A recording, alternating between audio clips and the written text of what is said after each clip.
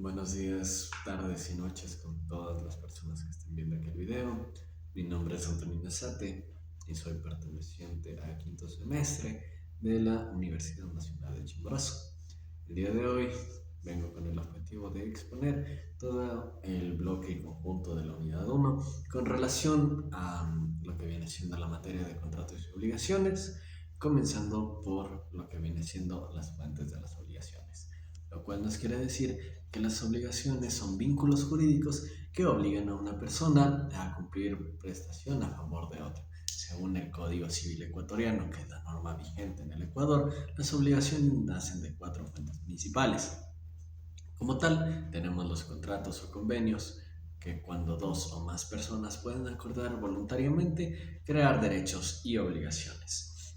Por su parte, los cuasicontratos, que son actos lícitos realizados voluntariamente, que generalmente generan obligaciones sin existir un contrato previo.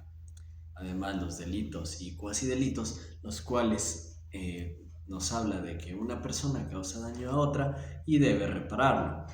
Por ende, la ley establece además de que las obligaciones sean cumplidas directamente, ya que como ocurre entre padres e hijos. Esto nos deja como conclusión que toda obligación tiene un origen jurídico específico, que justifica su existencia y sobre todo el cumplimiento de dicha. Como segundo punto, tenemos los requisitos para que exista una obligación válida, en donde nos habla diferentes partes, en donde se nos explica que para que una persona quede obligada legalmente mediante un acto o contrato, debe cumplirse 4 requisitos fundamentales, en donde uno de ellos debe ser la capacidad.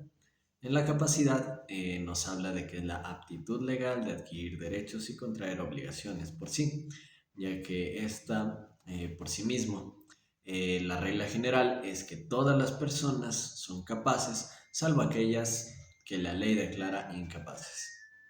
El consentimiento, por su parte, es la manifestación libre de la voluntad de las partes.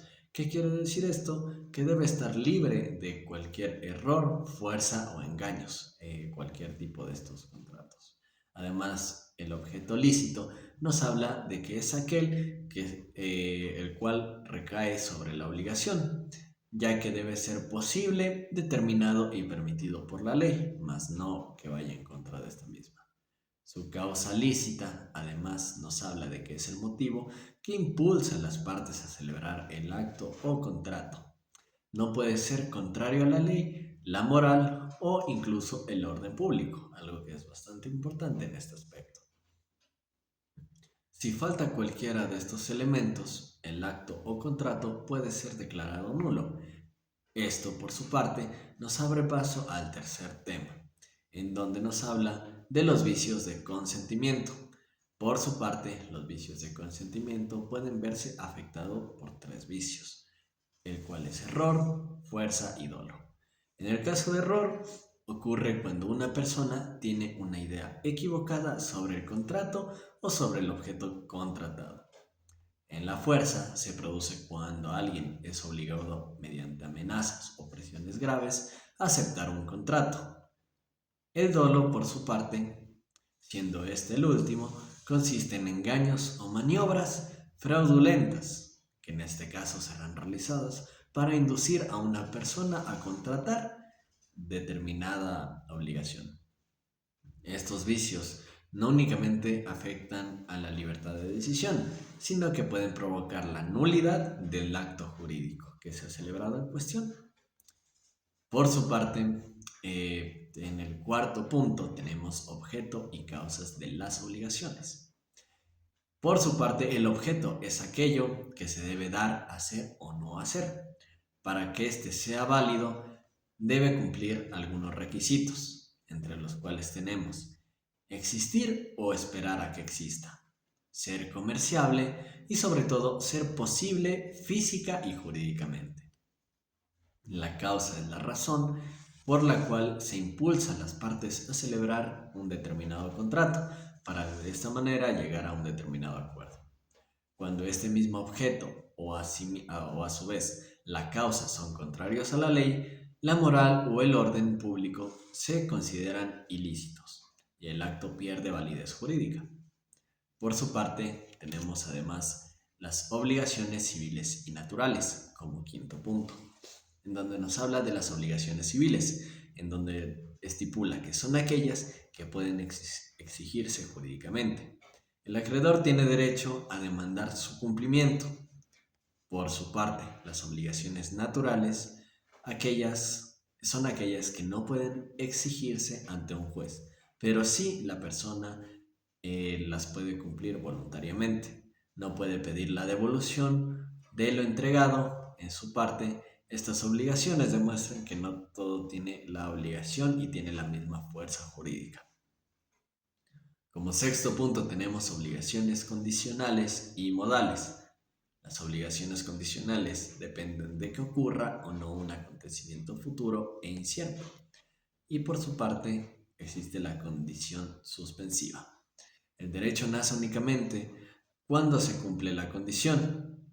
Un claro ejemplo de esto podría ser: te donaré mi vehículo siempre y cuando te gradúes de tu carrera. Además tenemos la condición resolutoria, en donde nos habla directamente de el derecho existe desde el inicio, pero puede extinguirse cuando ocurra un hecho determinado. Las condiciones de esta magnitud permiten adaptar los efectos de las obligaciones a situaciones futuras. En el séptimo punto tenemos las obligaciones a plazos, en donde a plazo es una fecha o un momento futuro fijado para el cumplimiento de una obligación establecido por ambas partes, más no solo por cualquiera de las partes. A diferencia de la condición, el plazo siempre llegará. Un claro ejemplo de ello podría ser: te pagaré el 30 de diciembre la obligación correspondida a un determinado caso. La obligación existe desde el inicio, pero su exigibilidad queda suspendida hasta que llegue al cumplimiento de determinado plazo. Como punto 8 tenemos las obligaciones alternativas. ¿Qué quiere decir las obligaciones alternativas? Estas son aquellas que existen en varias prestaciones posibles, pero el cumplimiento de las mismas solo se libera al deudor. ¿Esto qué quiere decir? Que al entregar cualquiera de los dos bienes, la obligación queda completamente cumplida. Un claro ejemplo de ello puede ser: una persona se obliga a entregar un automóvil o una motocicleta. Como punto 9 tenemos las obligaciones facultativas, en donde las obligaciones facultativas existen principalmente, ya que determina, pero la obligación facultativa existe prestaciones principales determinadas, pero el deudor puede sustituirlas por otras. La diferencia con la obligación alternativa es que aquí solo existe una prestación principal, más no como se mencionó en la anterior. Un claro ejemplo de ello: una persona debe entregar un automóvil, pero puede optar por entregar una motocicleta, ya que tiene varias opciones. Como décima tenemos las obligaciones de género, las cuales son aquellas que se debe un bien perteneciente a una categoría o especie determinada. Por su parte, tenemos como ejemplo entregar 100 quintales de arroz. No se especifica, pero al pertenecer a los quintales se podría dar de cualquier tipo de marca. No importa cualquier arroz específico que se entregue, sino siempre y cuando pertenezca al género pactado y tenga la calidad adecuada, como se mencionó. Obligaciones solidarias. Existen cuando varios deudores responden por la totalidad de una deuda o varios acreedores pueden exigir el total del crédito. Ejemplo: 3 personas deben conjuntamente $10,000. El acreedor puede exigir el pago completo a cualquiera de ellas, pero la solidaria fortalece la protección del acreedor. Como 12ª, tenemos las obligaciones divisibles e indivisibles. Divisibles pueden cumplirse por partes sin alternar su naturaleza. Ejemplo: el pago de dinero. Indivisibles no admiten cumplimiento parcial. Un ejemplo de ello tenemos la construcción de una casa o la entrega de una obra artística específica. La diferencia depende si la prestación puede o no fraccionarse. Como treceava, tenemos obligaciones con cláusula penal. La cláusula penal es una sanción pactada para garantizar el cumplimiento de una obligación. Si el deudor incumple o se retrasa, deberá pagar una pena previa establecida. Su finalidad es garantizar el cumplimiento y evitar de esta manera discusiones sobre daños y perjuicios. Proteger al acreedor, ya que esta es una herramienta muy frecuente en contratos tanto civiles y comerciales para garantizar diferentes aspectos y que ninguna de las partes salga afectada. Clasificación de contratos como el punto número 14. Los contratos pueden clasificarse de maneras. Tenemos los unilaterales y bilaterales. Por su parte, unilaterales, solo una de las partes adquiere una obligación. Bilaterales nos habla de que ambas partes adquieren obligaciones recíprocas. También tenemos gratuitos y onerosos. Por su parte, el gratuito, una parte obtiene un beneficio sin dar nada a cambio. Y oneroso, ambas partes reciben beneficio y asumen diferentes tipos de cargas. Conmutativos y aleatorios. Conmutativo nos habla de que las prestaciones son conocidas desde el inicio y aleatorios dependen de un hecho incierto. Principales y accesorios. Principal, el cual existe por sí mismo, y accesorio depende de otro para ejercer el contrato principal. Los reales, solemnes y consensuales nos hablan. Por su parte, el real requiere entrega de la cosa. Solemne exige formalidades legales y consensual nace únicamente por el acuerdo de las voluntades. Como quinceavo punto tenemos cláusulas de los contratos. Las cláusulas son disposiciones que integran el contenido de un contrato. Las principales son cláusulas esenciales, ya que permiten la existencia de contratos. Cláusulas naturales, la ley incorpora automáticamente. Cláusulas accidentales son agregadas por voluntad de las partes.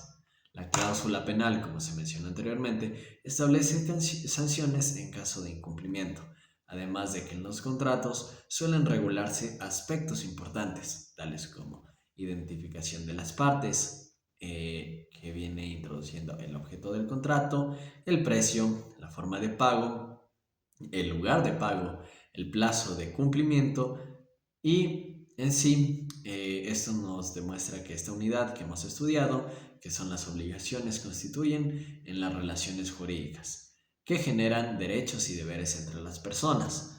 Además, esto nos ha permitido de diferente manera analizar sus fuentes, los requisitos de la validez, los vicios que estas mismas pueden llegar a afectar, a su vez que el consentimiento y las diferentes clases de obligaciones reconocidas en el Código Civil de nuestro país Ecuador. Además, también se revisó la clasificación de los contratos y su importancia en las diferentes cláusulas, comprendiendo que estos instrumentos son fundamentales para garantizar la seguridad jurídica y el cumplimiento de acuerdos dentro de la sociedad.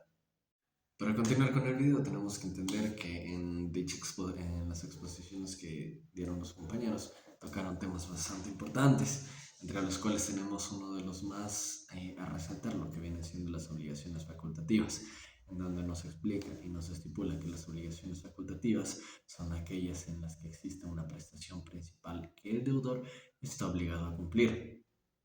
Pero de este modo, además, se le concede la posibilidad de liberarse mediante otra prestación previamente establecida. Esto, por su parte, marca que el acreedor solo puede exigir la prestación principal, mientras que la prestación sustitutiva depende exclusivamente de las decisiones del deudor. Estas obligaciones pueden ser de dar cuando la prestación principal y la sustantiva consisten en la entrega de bienes, de hacer cuando el deudor debe realizar una actividad pero debe sustituirla por otra prestación, o de no hacer cuando se obliga a abstenerse de una conducta determinada. Su importancia radica en que otorga flexibilidad al deudor sin afectar la seguridad del acreedor. Como segundo punto tenemos las obligaciones civiles y naturales. Estas obligaciones civiles y naturales constituyen una de las clasificaciones más importantes dentro del derecho civil. Las obligaciones civiles son aquellas reconocidas plenamente por la ley y cuyo cumplimiento puede exigirse judicialmente. Si el deudor incumple, el acreedor tiene derecho a acudir a los tribunales para exigir el cumplimiento de la obligación o la correspondiente indemnización. Por otra parte, las obligaciones naturales son aquellas que no pueden reclamarse ante el juez. Sin embargo, conserva cierta validez jurídica, ya que si el deudor decide cumplirlas voluntariamente, el pago realizado es válido y no puede ser recuperado. La diferencia principal es que la obligación civil estas respalda por la fuerza coercitiva del Estado, mientras que las naturales dependen principalmente de la conciencia, la moral o el sentido de responsabilidad del deudor. El tercer punto a tratar es la clasificación y características de las obligaciones civiles, en donde nos habla que las obligaciones civiles pueden clasificarse de diversas maneras según su objeto, origen o forma de cumplimiento. Pueden ser obligadas de dar, hacer o no hacer. También pueden clasificarse como objeto especial o de género, dependiendo si el objeto está determinado individualmente o pertenece a una categoría general. Además, pueden ser puras y simples, condicionales o a plazos, mancomunadas o solidarias y contractuales y extracontractuales. Entre sus principales características destaca la exigibilidad jurídica, la protección legal, la posibilidad de acudir a los tribunales, la responsabilidad por incumplimiento y la facultad del Estado por hacerlas cumplir de manera forzada cuando sea necesario. Por su parte, tenemos el cuarto punto, en donde nos habla de las obligaciones naturales y sus características. Las obligaciones naturales poseen una eficacia jurídica limitada aunque existen judicialmente. No pueden exigirse mediante las acciones judiciales. Su principal característica es la inexigibilidad judicial, ya que el acreedor no dispone de mecanismos legales para la reclamación y su cumplimiento. Además, se fundamentan principalmente en razones éticas o morales. Por ejemplo, una deuda prescrita ya no puede cobrarse judicialmente, pero el deudor puede decidir si pagarla por respeto a su palabra en este caso. Otra característica importante es la irrepetibilidad del pago, ya que esto significa que si el deudor cumple voluntariamente una obligación natural, posterior no puede exigir la devolución que ya entregó. Como quinto punto tenemos obligaciones a plazo. Las obligaciones a plazo son aquellas cuyo cumplimiento depende de la llegada de un momento futuro y cierto. El plazo no afecta la existencia de la obligación, solo únicamente el momento en el que puede exigirse o, en este caso, extinguirse. El Código Civil establece el plazo puede ser expreso o tácito. El plazo expreso se encuentra claramente señalado por las partes, mientras que el plazo tácito se deduce en la naturaleza de la obligación ya determinada. También existen plazos determinados e indeterminados, legales, judiciales y voluntarios. La finalidad de los plazos, en su caso, es proporcionar certeza y organización a las relaciones jurídicas, permitiendo a las personas conocer exactamente cuándo deben cumplir sus obligaciones.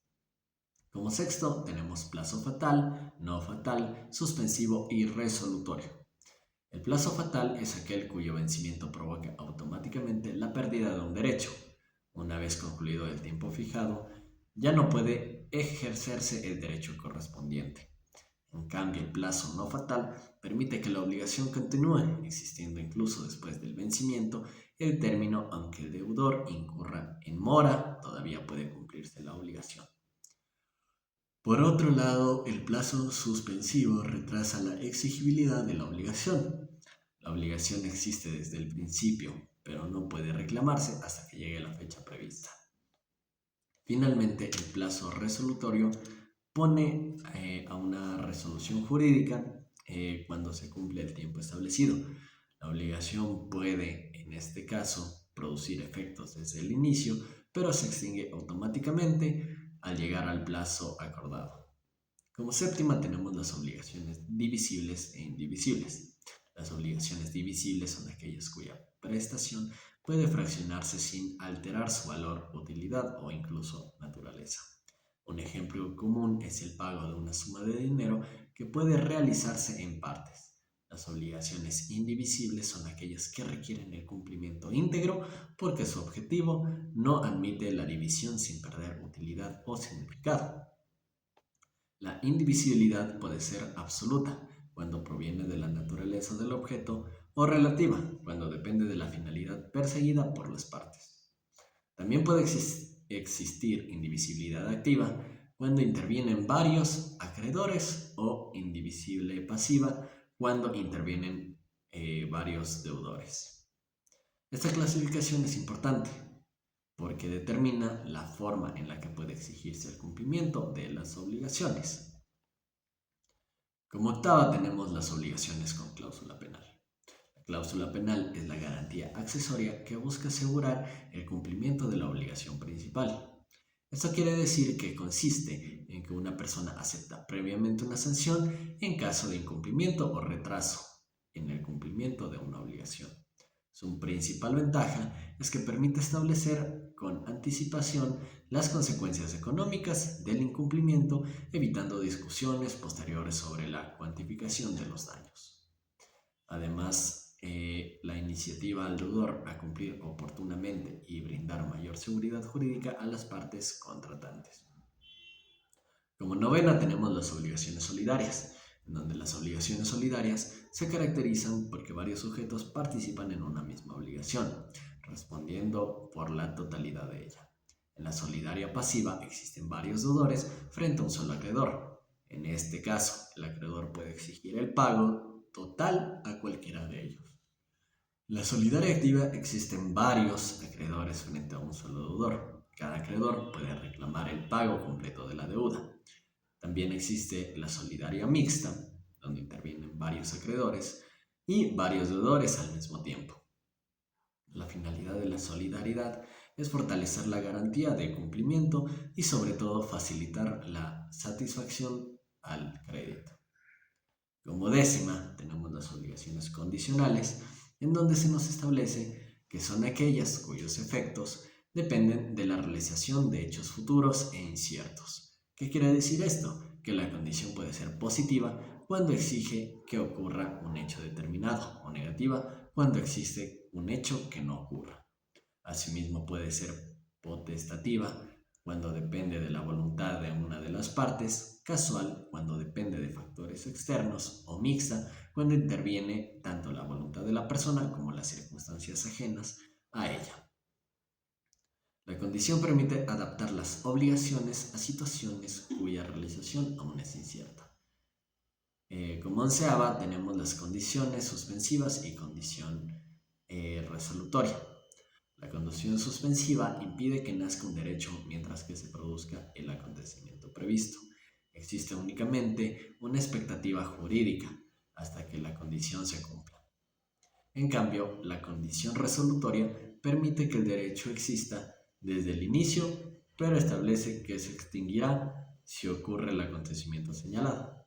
Estas condiciones permiten que las partes regulen el nacimiento o extinción de los derechos de acuerdo a las circunstancias futuras e inciertas. Como punto 12avo tenemos las obligaciones modales. Las obligaciones modales son aquellas en las que una persona adquiere un derecho indeterminante, pero debe cumplir una carga o finalidad específica, impuesta por quien concede el beneficio. A diferencia de las condiciones, el modo no suspende la adquisición del derecho. El beneficiario recibe el bien o beneficio desde el principio, aunque queda obligado a cumplir la finalidad establecida.